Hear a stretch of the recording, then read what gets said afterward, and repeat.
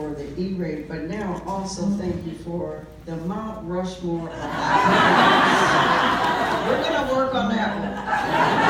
But thank you, because in Baltimore, the E-rate was what allowed us to bring computer access to those communities, and I just want to personally thank you for that.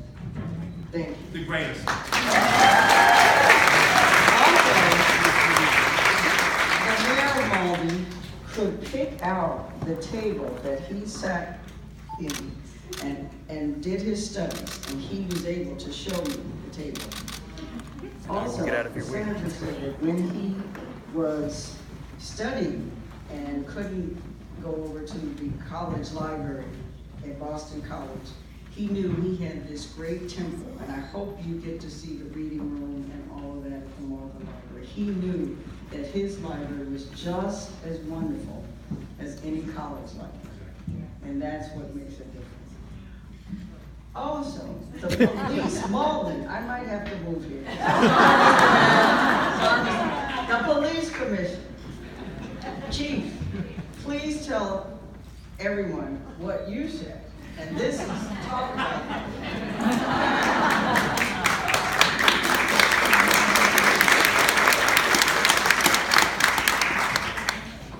First of all, I have to admit I have some overdue books.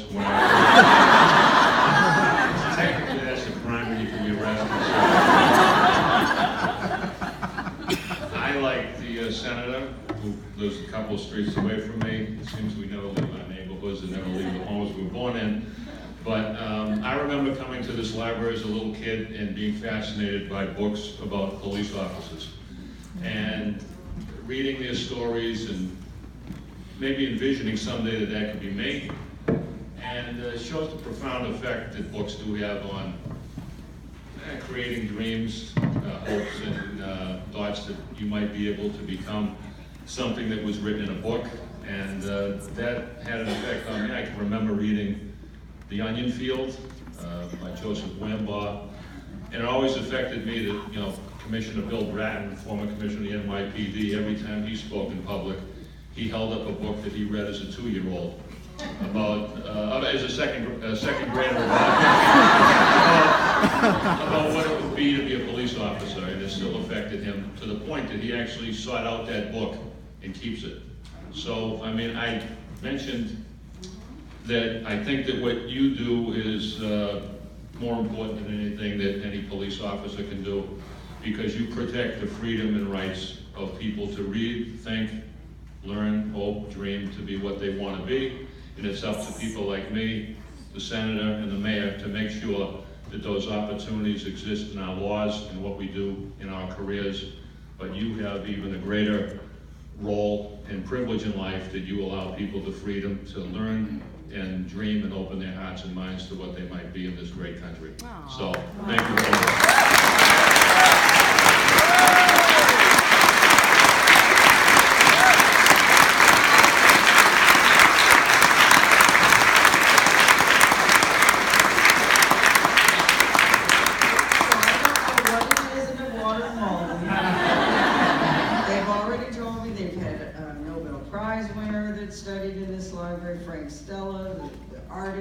Just the people, and that the commitment is here. So we definitely have a community to be proud of, and is a model. And I'm going to be talking about Malden quite a bit, because this just exemplifies what we all know. Libraries build communities.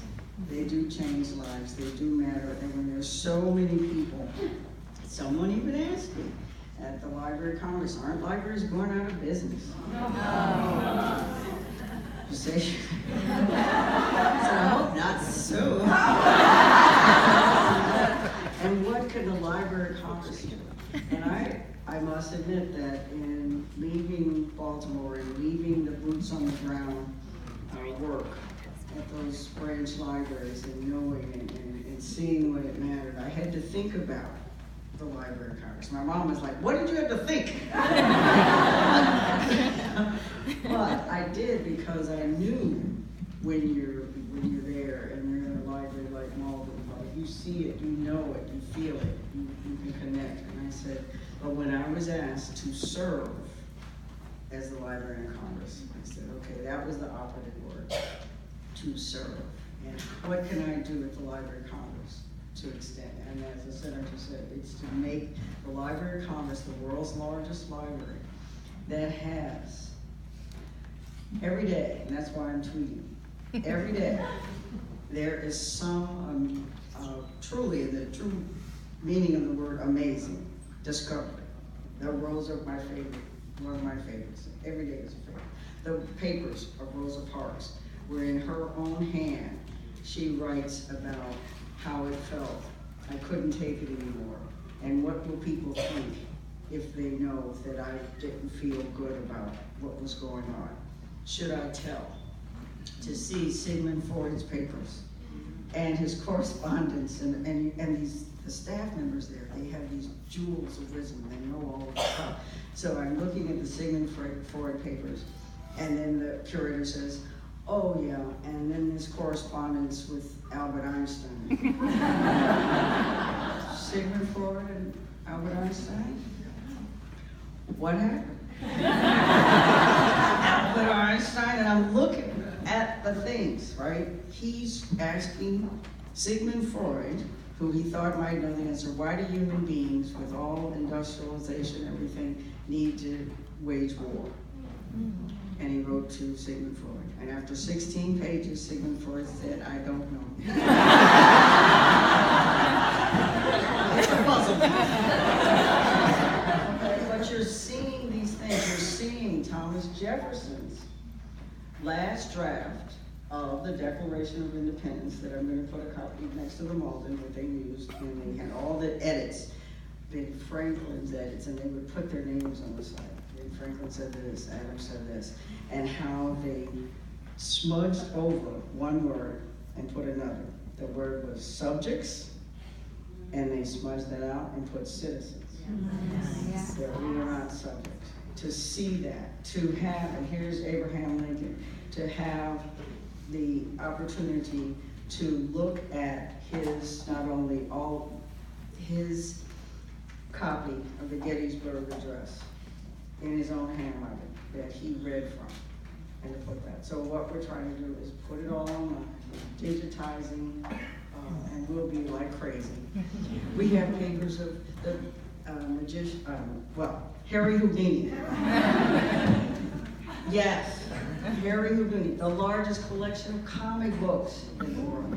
Wonder Woman, the person who wrote Wonder Woman, and this is the Malden connection, did the research right here. He went to Malden High School. So you know where he did the study here. But you have that. You have the papers of the NAACP, the most used papers there. Booker T. Washington, the Wright brothers. I went down a stack the other day, and I'm looking, and I turn and it says, I am Pei, architect, and then Lee Strasberg, and Clara Barton.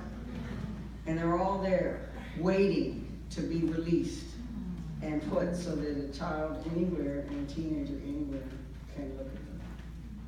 Librarian. So that's been the honor that I've been given to do that, and coming and connecting with, as I call you all, my peeps. It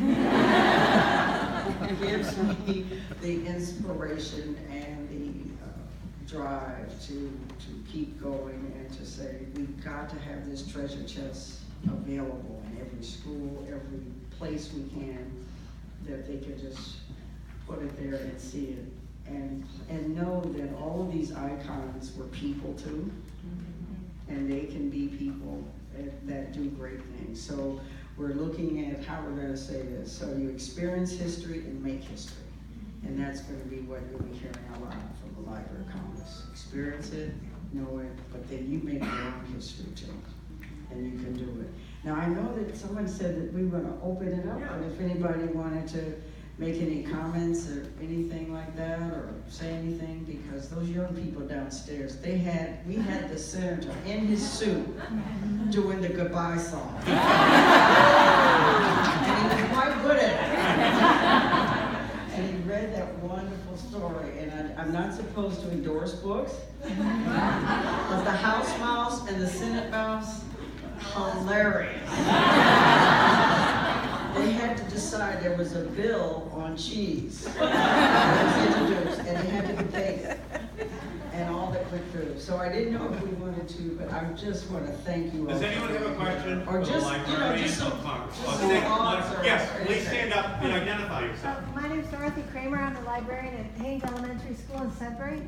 And I'm a librarian in a library position at an elementary school, and I'm really lucky, and my students, not because of me, but individually, but because of the position, my students are lucky. They have a librarian in the position in the library. So many schools in Massachusetts and across the country are losing their librarians. School librarians.